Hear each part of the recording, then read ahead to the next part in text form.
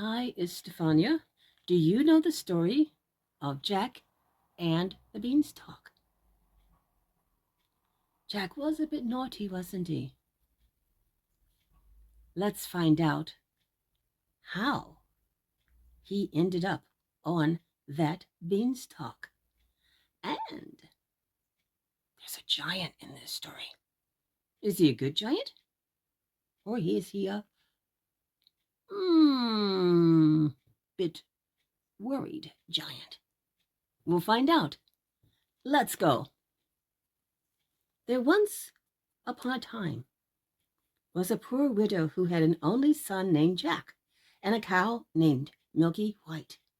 And all they had to live on was the milk the cow gave every morning, which they carried to the market and sold. But one morning, Milky White gave no milk, and they didn't know what to do. "What shall we do? What shall we do?" said the widow, wringing her hands. "Cheer up, mother. I'll go and get some work somewhere," said Jack. "We've tried that before, and nobody would take you," said his mother. "We must sell Milky White with the money and do something. Start a shop or something." "All right, mother," said Jack. "It's market day today, and I'll soon sell Milky White, and then we'll see what we can do." "All right." So he took the cow's halter in his hand, and off he starts. He hadn't gone very far when he met a funny-looking old man who said to him, "Good morning, Jack." "Good morning to you," said Jack, and wondered how he knew his name. "Well, Jack, and where are you off to?" said the man. "I'm going to market to sell our cow here." "Oh, you look the proper sort of chap to sell cows," said the man. "I wonder if you know how many beans make 5? 2 in each hand and 1 in your mouth," says Jack, as sharp as a needle. "Right you are," said the man, "and here they are, the very beans themselves." He went on, pulling out of his pocket a number of strange-looking beans. "As you are so sharp," says he, "I don't mind doing a swap with you, your cow, for these beans." "Well, says Jack, "wouldn't you like it?" "Ah, you don't know what these beans are," said the man. "If you plant them overnight, by morning they grow right up to the sky." "Really?" says Jack. "You don't say so." "Yes, that is so. And if it doesn't turn out to be true, you can have your cow back." "Right," says Jack, and hands him over Milky White's halter and pockets the beans. Back goes Jack home, and as he hadn't gone very far, it wasn't dusk by the time he reached his door. "What, back, Jack?" said his mother. "I see you haven't got Milky White, so you've sold her? How much did you get for her?" "You'll never guess, mother," says Jack. "No, you don't say so. Good boy. 5 pounds? 10? 15?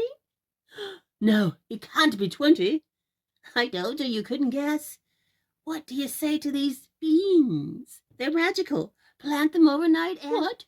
says Jack's mother. "Have you been such a fool, such a dolt, such an idiot, as to give away my Milky White, the best milker in the parish, and a prime beef to boot, for a set of paltry beans? Take that! Take that! Take that! As for your precious beans, here they go out the window. Off with you to bed. Not a sup shall you drink, not a bit shall you swallow this very night." So Jack went upstairs to his little room in the attic, and sad and sorry he was, to be sure, as much for his mother's sake as for the loss of his supper. At last he dropped off to sleep. When he woke up, the room looked so funny. The sun was shining into part of it, yet the rest of it was dark and shady. So Jack jumped up and dressed himself and went to the window. And what do you think he saw? Do you know? Do I have to tell you what he saw? I'll tell you. Why, the beans his mother had thrown out of the window into the garden had sprung up into a big beanstalk, which went up and up and up till it reached the sky. So the man spoke the truth after all. The beanstalk grew up quite close past Jack's window, so all he had to do was open it and give a jump onto the beanstalk, which was made like a big plaited ladder. So Jack climbed and he climbed and he climbed and he climbed and he climbed till at last he reached the sky. And when he got there, he found a long, broad road going as straight as a dart. So he walked along, and he walked along, and he walked along till he came to a great, big, tall house. And on the doorstep, there was a great, big, tall woman. "Morning, Mum," says Jack, quite polite. "Could you be so kind as to give me some breakfast?" For he hadn't had anything to eat, the night before, and was as hungry as a hunter.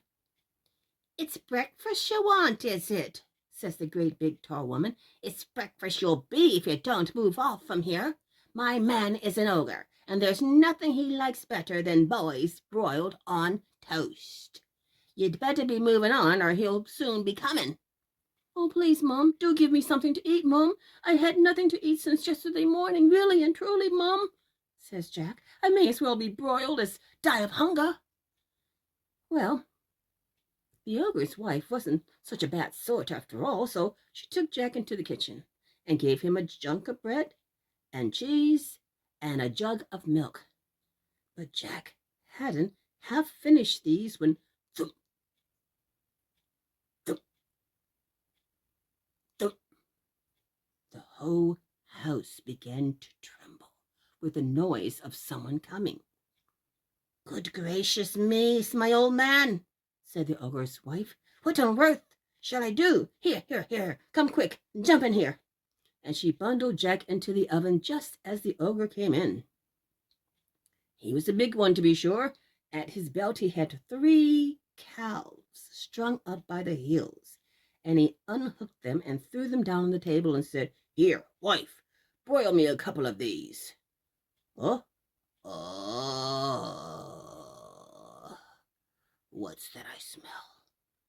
Fee, fi, fo, fum. I smell the blood of an Englishman. Be he alive or be he dead, I'll have his bones to grind my bread." "Nonsense, dear," said his wife. "You're dreaming. Or perhaps you smell the scraps you liked so much for yesterday's dinner. Here, you go and have a wash and a tidy up, and by the time you come back, your breakfast will be ready for you." So the ogre went off, and Jack was just going to jump out of the oven and run off when the woman told him not. "Wait till he's asleep," says she. "He always has a snooze after breakfast." Well, the ogre had his breakfast, and after that he goes to a big chest and takes out of it a couple of bags of gold and sits down counting them till at last his head begins to nod, and he began to snore.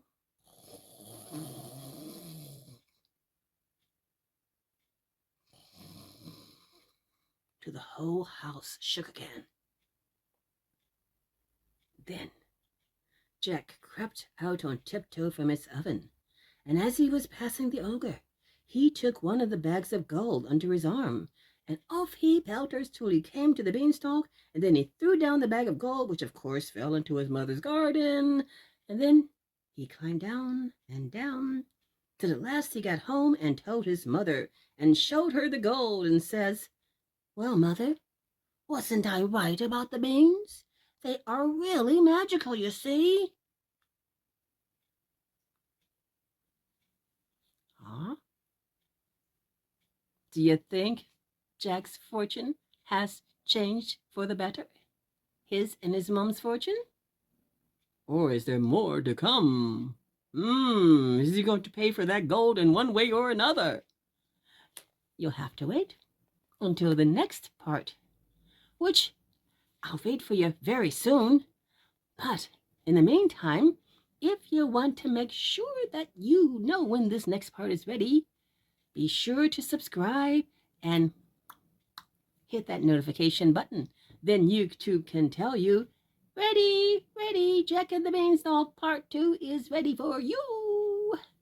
And in the meantime, you can find a lot of other different stories, riddles, affirmations, and all kinds of good things to amuse you and make you feel better. And that's it for now. Be good, stay well, be happy. Bye for now.